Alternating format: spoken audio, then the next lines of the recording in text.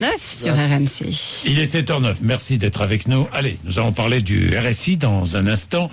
Le RSI va disparaître, mais par quoi sera-t-il remplacé? Je sais que vous êtes très nombreux à être intéressés, à écouter ce qui va être dit et ce qui se dit sur le RSI.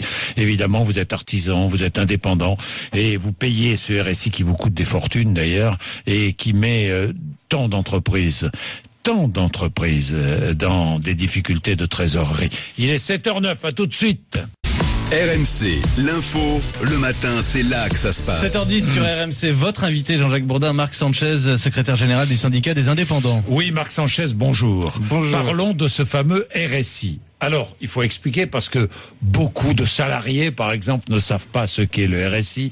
Le RSI, c'est un régime de couverture sociale qui est appliqué, obligatoire pour tous les artisans, pour tous les indépendants. C'est bien cela. C'est ça, oui. Commerçants, artisans, professions libérales et chefs d'entreprise de manière générale. C'est-à-dire que vous payez des cotisations.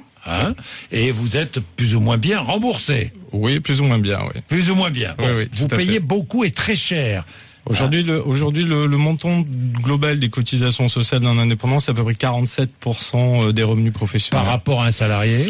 Un salarié, c'est 70%, et un salarié dit assimilé, c'est-à-dire un indépendant qui choisit de devenir salarié dans sa propre entreprise, c'est 63%. Oui. Bien.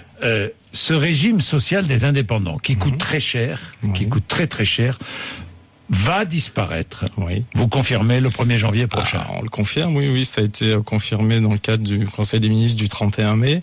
Et effectivement, c'est une des revendications de notre organisation patronale depuis déjà un certain nombre d'années. Donc, la suppression est actée au 1er janvier.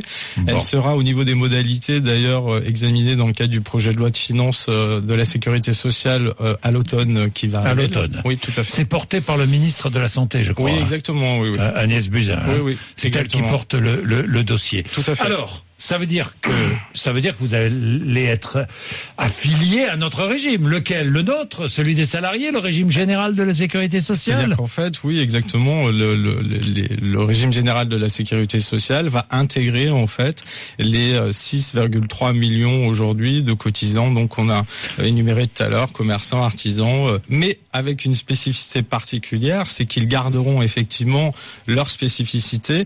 En fait, pour les indépendants, ça va rien changer, sauf à avoir très vraisemblablement des calculs qui seront beaucoup plus justes et un recouvrement qui sera beaucoup plus judicieux que ne l'a été celui du RSI.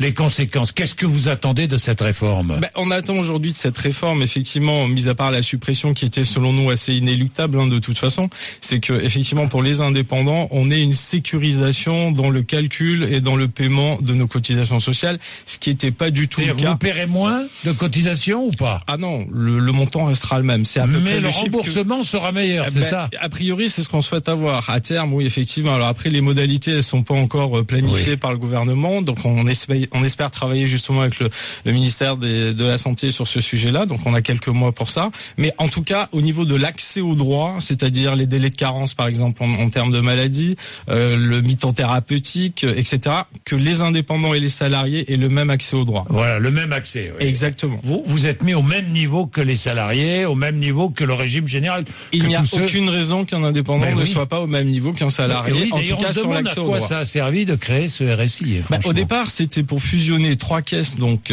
qui étaient la caisse des commerçants, des artisans, etc., pour arriver à une simplification. Mais comme ça a été fait dans une forte précipitation à l'époque, en 2008, effectivement, la précipitation a créé une vraie catastrophe industrielle qui dure depuis maintenant presque 10 ans. On va faire le 10e anniversaire du RSI au 1er janvier 2008. Donc c'est vraiment une date symbolique en plus, pour le coup. Le régime des agriculteurs aussi pourrait être... Il n'est pas concerné à ce stade. Il n'est pas concerné à ce stade. Non. La MSA, oui, exactement. C'est cela. Bon, alors, vous allez travailler, donc, pour créer ce guichet à l'intérieur même du régime général de la sécurité sociale. Aujourd'hui, le RSI pose problème à des quantités d'artisans ou d'indépendants. Le RSI a fait vivre des situations d'insécurité juridique. Je crois d'ailleurs que vous en avez beaucoup relayé. Beaucoup ici. Je me suis beaucoup battu contre ce RSI. Exactement. Et ça a créé énormément des situations parfois catastrophiques pour bon nombre de chefs d'entreprise. Et effectivement, oui, il y a un vrai trauma RSI pour bon nombre de commerçants, d'artisans et de chefs d'entreprise. C'est très clair. Parfois même, certains choisissent même de payer plus de cotisations en devenant salariés de leur propre entreprise pour éviter le RSI ou pour éviter d'avoir affaire au RSI. Oui, tout le monde a reçu des rappels de cotisations, mais des fortunes en plus. Des 40, 50 000 euros pour quelqu'un qui avait quasiment pas de revenus déclarés sur une année fiscale normale.